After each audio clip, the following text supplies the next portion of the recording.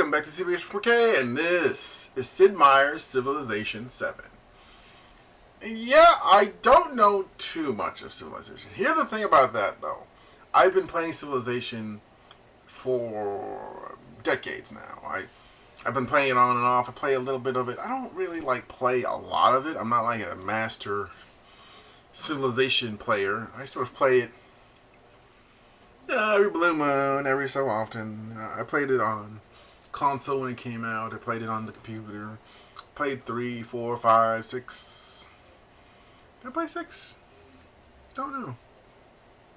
Anyway, I've had great knowledge of a Civilization franchise downloaded into my brain over the years. So I can probably give some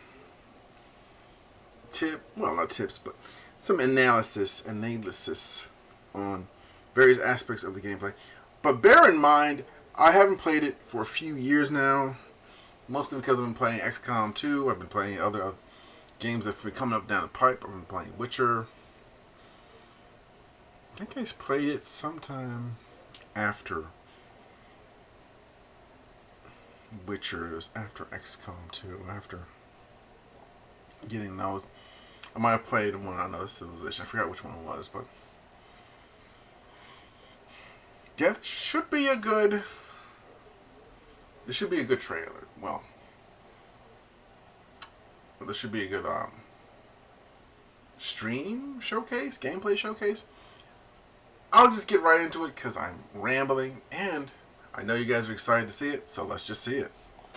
Let's go! Let's go! Wait for E for everyone.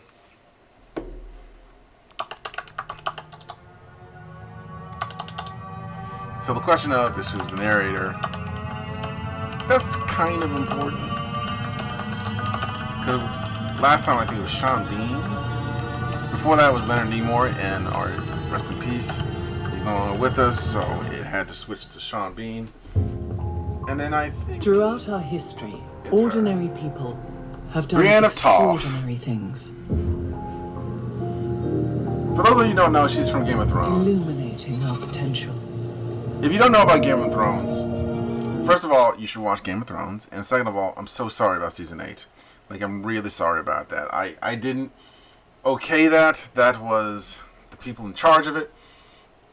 Do not be mad at me. I'm so sorry that they did that. Also, I hope you enjoyed going up into that. The payoff wasn't really good, but rarely do endings feel good or satisfying in this world. I would say some endings are worse than others, but I feel like most endings can be good if you just pick the right place to end it. You catch my drift. They inspired movements. For instance, I prefer to end Indiana Jones at Indiana Jones 3 and pretend like the other two movies didn't happen. Just my personal choice. Created the impossible. Good line. And destroyed the indestructible. Ordinary people chose to change the world, chose to dream, good graphs, to build, to hope, to always hope. And if there's hope for one of us, there's hope for us all. Now it's your turn to reimagine civilization and build something you believe in.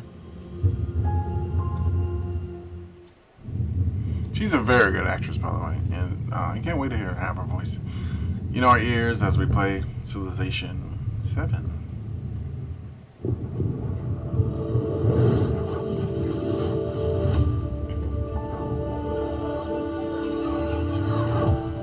Hello, Sid fans. Hey, it's Sid. Sid. Here at Firaxis Games, Sid the we'd like Squid. to welcome you to a first look at the next chapter in our Civilization franchise, Civilization 7. You know, looking back 30 years ago, Civilization was created during a time when we were still learning what games could really be. Yeah, we were searching for that next big challenge to take on, which I am so glad you're still part of the gaming industry. There's some people I feel like could like the gaming industry could benefit from right now that are no longer with us or who aren't really into the gaming industry anymore. But I'm glad you stuck around. You made a lot of things work that probably wouldn't have worked. You made the XCOM reboot work. It probably wouldn't have worked without your help. You made Civilization worked all these years, and it probably wouldn't have worked if somebody else's hands. But with you steering the ship, you probably made this a better gaming industry simply by you existing. If you ever hear this, I just want you to know, from here at CBH4K, I would like to say thank you, Sid Meier. Thank you. Which led us to thinking, what could be greater than putting the entire history of the world into a video game and make it fun? 3 decades later... Really? That's his original stuff, huh? Yeah. It's because of your passion, your love for Civ, that we're still here today. In every game of Civ, you've gone on a journey to build an empire to stand the test of time. And now the journey continues. Prepare to take just one more turn on February 11th, 2025, when we launch Civilization 7 across PC and consoles, all on day one, for the first time in franchise history. This is by far the biggest, the most ambitious game we've ever made at Firaxis. It represents a significant gameplay evolution for the Civ franchise, and it's a game we plan to support for many years to come. Today, you'll learn about the vision for the game, the driving force that inspired our biggest new feature. You'll see your Civ world brought to life like never before, and you'll discover why Civilization 7 promises to be a revolutionary new chapter in this franchise that we all love so dearly. Please enjoy. I'm sure we will. Civilization is the foundation of Firaxis. Whether you've been playing since the MS-DOS days or have joined us more recently, we're so grateful for your continued passion and support. When you walk around our studio, you can feel the energy and excitement. You can see how inspired our people are to come in and build the next Civ game. Civilization is the ultimate historical strategy game. Your goal in Civ is to build an empire to stand the test of time. You select a civilization, led by a famous historical leader, and guide your Civ's journey across the entire span. I like this intro they're doing. I think it's a good intro for people who don't know about Civ. And it's a good way to sort of get you in the right headspace about what you're about to see next. Also, I'll be leaving a link to this video in the description in case you want to watch it on your own without me interrupting you, without me talking over certain of human history. You shape your empire piece by piece, from what technologies you want to research to what civics you want your society to understand of human history. You shape your empire piece by piece, from what I like that little train thing with the little lights. Yeah, that's pretty technologies cool. you want to research to what civics you want your society to uphold. And you compete with others on the world stage, engaging in diplomacy, negotiating alliances, and sometimes going to war. In every Civilization game, your empire has always been represented by a single civilization. You play through the entire span of history as that one civilization. This time around, we want to take you on a new journey. Really? For the first time ever, Okay. in Civilization 7, the story of your empire isn't just that of a single Civ, but several connected together through time. At the dawn of each new age of human advancement, you'll select a new Civ to represent your empire. You'll build on and carry forward your previous achievements while unlocking new gameplay bonuses to reinforce or pivot your strategy. Okay, I'm curious to see how this pans out. I was about to say, I don't want to ask, but you can't hear me, so. And you're probably at the start of the video, so you're probably going to get into that intro, past the intro, but I'm actually quite curious where this is going. And by the end, you'll have forged a unique path through history. To show you what we mean, let's take you through the story of one such empire. This is very ambitious. I hope it lands. Let's see. Let's just see. I mean, we won't really know until we start playing it, but, you know. It is the dawn of a new age, Good voice acting. the age of antiquity, You're actually great. where humanity begins to take its first steps into the annals of history. The great pharaoh, Hatshepsut,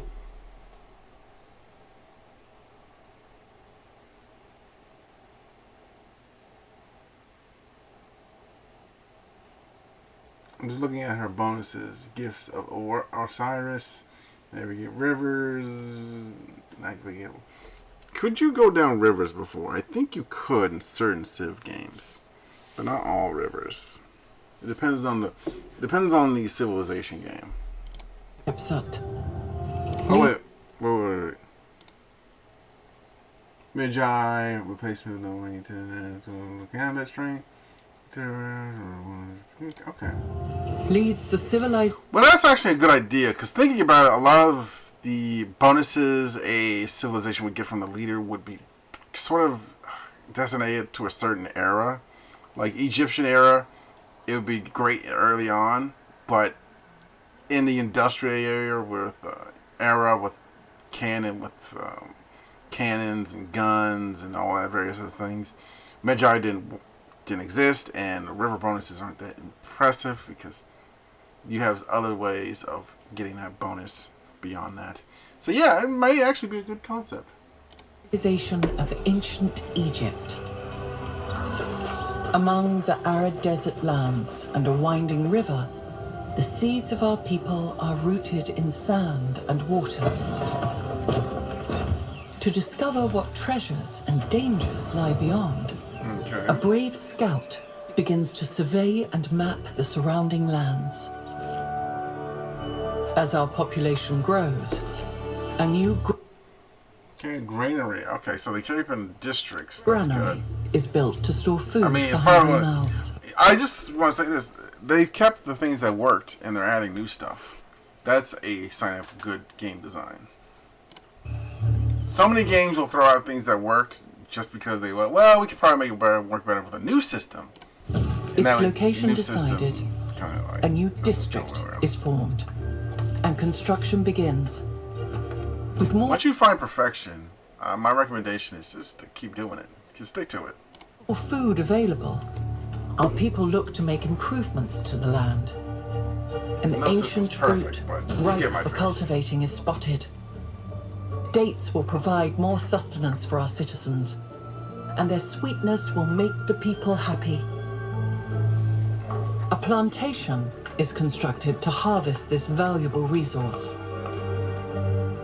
Over time, our city continues to grow as more urban and rural developments spring forth. I like this. This is pretty cool. We pursue advancements in technology to serve the needs of our people.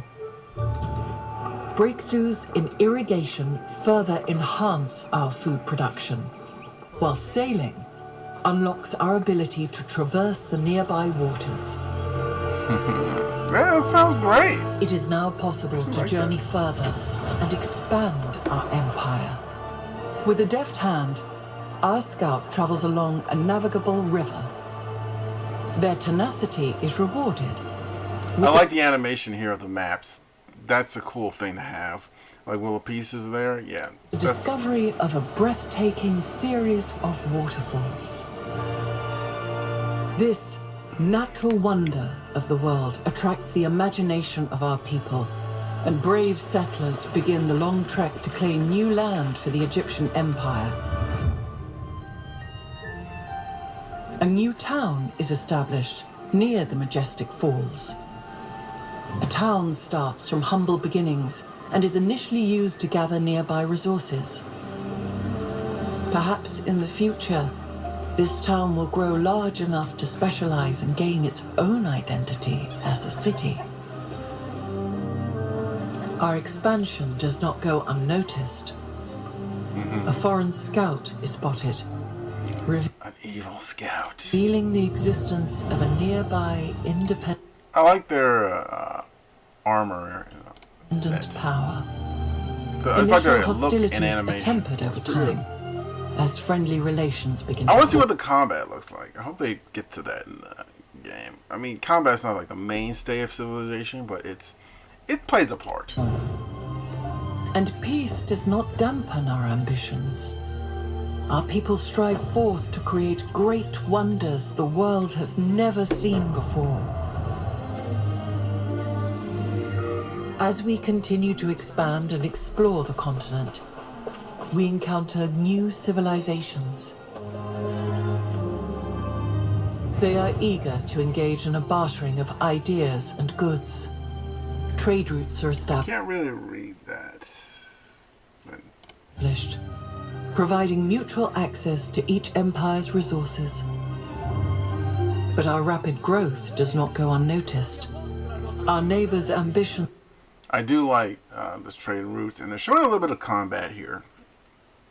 rival our own, setting us on a collision course. War. I also like the fact that they switched to ages, because let's be honest, you would be fighting tanks. You'd be using your tanks to fight like ancient Exilia at one point or another, and it'd just be like, just take you kind of right out of experience. I mean, it'd be like, wow, they're so behind me in technology. Is no longer avoidable. A great army is raised, led by formidable commanders who spur our forces quickly across the land. Spears and arrows make way for iron swords and armor. The battles are fierce. We emerge victorious. An fabulam recte egi. But the challenges of this age have shaken our mighty Egyptian empire to its core. The world changes. We feel the pages of history turn as the age of antiquity comes to a close. A new age of human advancement approaches. The age of exploration. A new age brings forth new challenges and new opportunities. New technologies to research. New Yeah. resources to acquire. Okay. New lands to explore. New ships, looks like it. If we are to take on the challenges of this new age, we must adapt and select a new civilization to represent our empire. One that is better equipped to take on the challenges of the exploration age. Like I said before, it's a good idea. This is a very good idea, thinking about it, because you're changing from at different ages, so your old bonuses won't work as well as they did in the previous age. This new civilization builds on top of its past legacy, and our actions in this age will inevitably influence Plus, there's more room for more civilizations to come in, and cultures. the future yet to come. As we evolve, so too do our neighbors. The stage is set. A new age begins. Will you follow a path set by history? Or will you pivot and forge something anew? What kind of empire will you make? What strategies will you pursue? The future is yours to create. In Sid Meier's Civilization 7.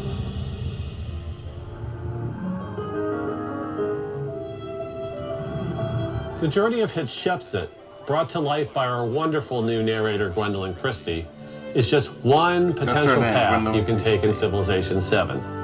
This is made possible by our biggest new feature, Ages. Ages are inspired by a transformational idea for Civ, that history is built in layers. This idea is a way of understanding how civilizations have grown, changed, and evolve over time. That is very true. Think of the first civilizations of the world as creating an initial foundation. As a civilization grows, new layers are added to that foundation in the form of things like technologies, schools of thought, and cultural norms. Yeah. At some point, civilizations, faced with a crisis that defines their time, must evolve. When that happens, these past... Oh, let's look at it. Healing, cults, happiness, altars, available. Okay, so this is like a new age, social policies. Select the policy, this is science and science building, effective elements, random, happiness, infected settlements. Oh. Players... crisis in crisis culminates. Okay. don't disappear. Go Instead, they now serve as a new foundation for the new civilization. As the cycle repeats, connecting the past, present, and future together. Instead of playing as one single civilization across every age, you'll evolve your empire into a new civilization for each new age. One that is suited to take on the historical challenges of that time. Every age is designed to be like a historical sandbox, as a way to really immerse yourself in that time. Almost everything inside an age is exclusive to that age.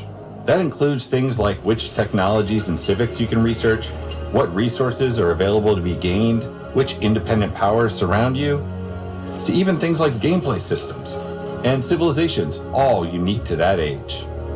Having unique civs for each age is something we're really excited about. In the past, every civ needed to be balanced across a game that spans all of history. Yeah. This naturally resulted in things like late era civs being strong in the late game, but weak early on. Now, we can balance around the age itself. That's really This means we can give every civ bonuses, units, and buildings that are always relevant and powerful. Having exclusive civs per age is also great for historical immersion. Every age feels like an epic showdown of some of the great powers of that time. We'll have 3 ages for you to play. The Antiquity Age, when agricultural societies begin to cluster into urban centers, forming the foundations of the first civilizations. Yeah. The Exploration Age, when the desire for precious commodities from distant lands spurs empires to stretch across great oceans. And the Modern Age, a period of incredible technological growth and global conflict, where mankind goes from the development of the steam engine to the splitting of the atom. Every age can be played on its own, or woven together into a full campaign. In past games, civs and leaders were always... So, those are 3 good ages. So the first age is Antiquity, second is Exploration, and finally, the Modern Age. I wonder if they'll add a Future Age, but I feel like the Modern Age should be able to custom late game technologies as well. You know, like spaceships and all that. Tied together and came as a package deal of agendas, abilities, units, and more. With civs being exclusive to ages, we're excited to introduce a new innovation for leaders. For the first time in franchise history, leaders are now selected independently from civilizations. You can now mix and match unique parts of different civs and leaders, unlocking all new strategic combinations, staying true to Civ's spirit of experimentation. For players who want to stick to more historical pairings, a useful indicator will appear on the Civ selection screen. We're also taking the opportunity to expand who we consider to be a leader in Civilization 7. We'll continue to have traditional heads of state, such as Hatshepsut, but we're also excited to have new leaders in areas such as philosophy, religion, science, and more. Having leaders stay the same across ages helps bring a sense of who you're playing against in Civilization 7. It also gives you the opportunity to keep the theme of evolution going. As your empire evolves from one age to the next, it's important that your leader grows as well. All leaders now have attributes that can further specialize their skills. Really? These attributes can be gained in a variety of ways, from completing narrative events. Oh, that sounds like a little bit like Total War. You get little bonuses to your characters if you win a battle or you do something on the campaign map. Very interesting. Many choices are better than few. For rewards for researching certain technologies and civics. Overall, leaders are getting a huge upgrade. They're more powerful, more varied, and more strategically interesting than ever. We cannot wait for you to discover your new favorite leader in Civilization 7. Interesting. When one age ends and you begin an age transition, it is an incredibly exciting moment. You'll select a new civilization to represent your empire in the new age. You'll choose parts of your past civ to carry forward into the new one. And the game map literally expands, filled with new independent powers to befriend, new resources to acquire, and new discoveries to be made. Wow! During an age transition. Sounds like the entire game changes from ages to age. That is so good. That is great, actually. That sounds like it's going to be at infinite replayability. Civ already had a large amount of replayability, but this will really just... I feel like this system alone... I make it sound like it's like a one solitary system, but it's actually many systems stacked together to make a interesting gameplay loop that you're going to fall in love with. This is so good. I'm actually really excited for this. I thought, like, yeah, I'll probably just play it whenever. But I might actually get this on day of release. There are a few factors. I'm getting too excited. Let me just calm down a little bit. That determine which civ you can evolve into. This includes any historical connections. Also, let me say this again for myself and for everyone else. Never get a game, never pre-order a game. Always wait for some level of review where some people to talk about the game or have an idea of what the game is about. How the scores, not just how the scores, but how people have been reviewing the game. Has it good or bad? Have they hated it? What are the problems? What are the upsides? Because right now they're trying to sell it to you. And they're doing an amazing job at it, by the way. So, you got to keep that in mind. Tamper your expectations a little bit. Okay. I can watch it again. Between your previous and future civ, your choice of leader, and even certain gameplay decisions that you made in the past age. Every civ plays differently. Across your game, you might want to stay as true to history as possible, only selecting civs that have historical ties to each other. Or you might switch to civs that fit your strategic needs. There are so many possible paths to explore, so many different choices you can make. The potential for strategy in Civilization 7 is nearly endless.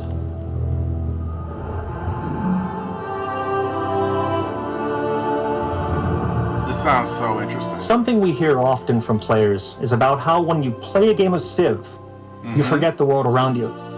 Yeah, you do. Video games, more than any other medium, have this ability to completely immerse you in another universe. Whether it's through art, music, cinematic moments, or language, our goal is to bring your Civ world to life. Getting the look and feel for Civilization 7 right is critical. So it's important to make sure we are capturing that through our art style. All right. I spent a lot of time as a kid in museums, especially in the diorama sections. And being able to walk by and see these little miniatures that aren't moving, but there's a story told in them, was something that I always found intriguing. Technology changes every time we put one of these games out, and each time we put one out, we can do more. And we're at a spot in the industry now where we've just got a lot of tools and a lot of power under our belts to represent the entire world of Civilization. I can see that. We're hoping the players can look into this game, see the diametric detail on this, and tell their own stories that they've never told before. Everything is going to fit together in such a different way than it has in the past from Civilization, and I think it's going to give you a much more realistic version of the simulation that you're trying to create. We took a lot what we learned in the Civ 6 and learned from that, trying to open up some more spaces and everything, and we adjusted the tone from 6 a bit, and I think that's what our fans are looking for, and I think it's going to be a lot of fun for them. it's something that nobody else is doing, and nobody but Firaxis can do.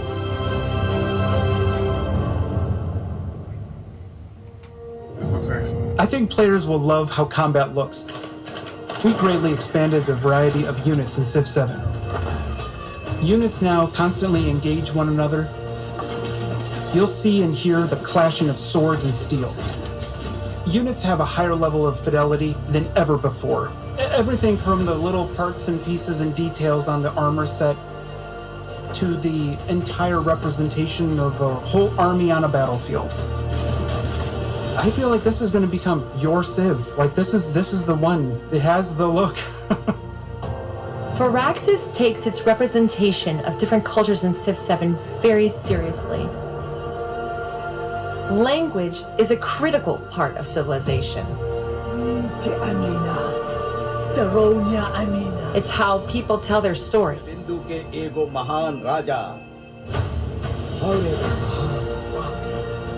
This is important because we are trying to teach through this game, and it's important to our players. They want to see their cultures represented correctly.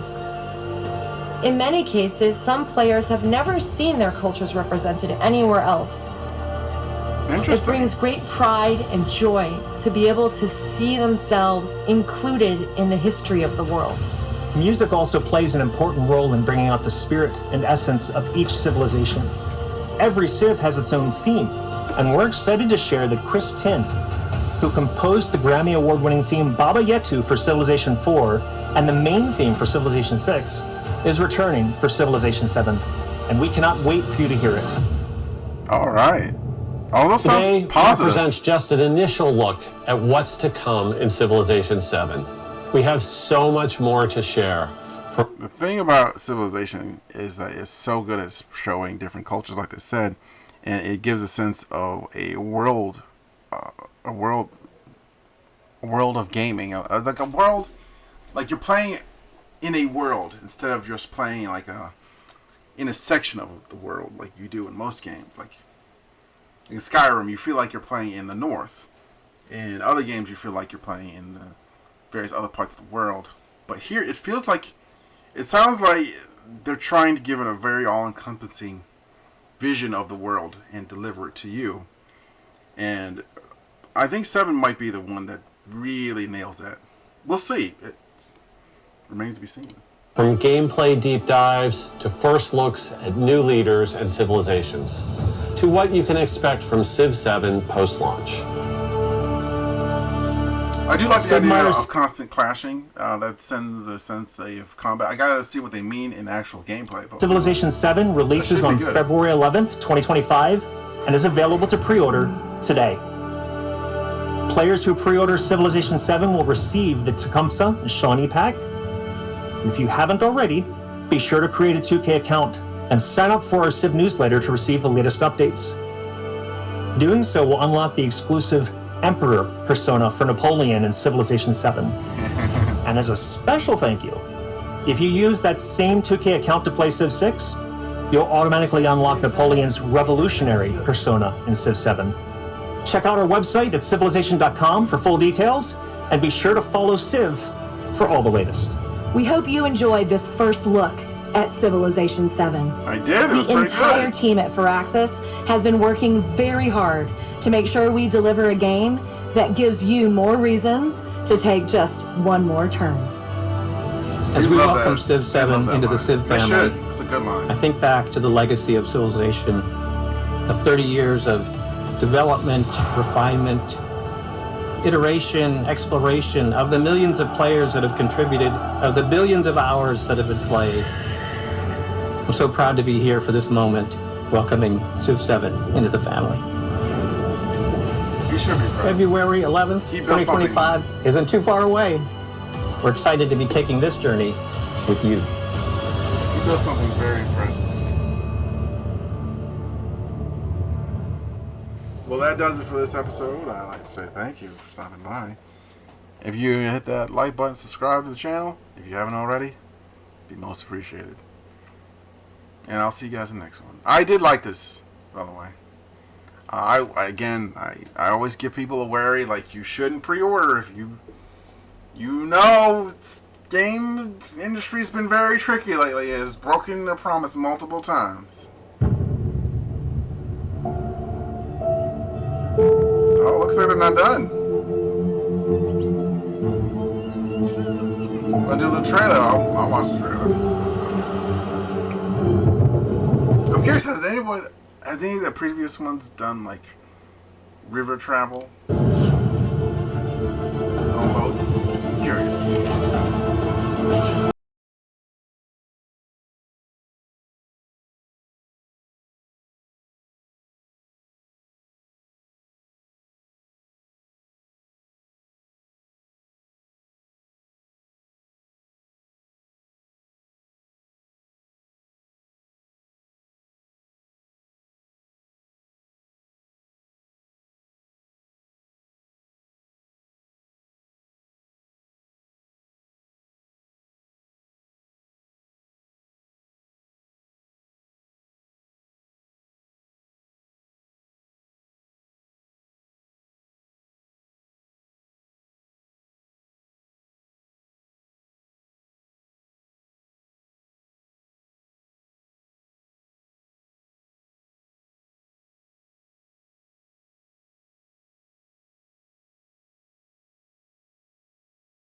Sometimes those goals meet up, sometimes they clash against each other.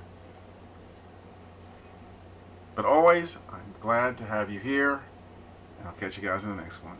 Take care.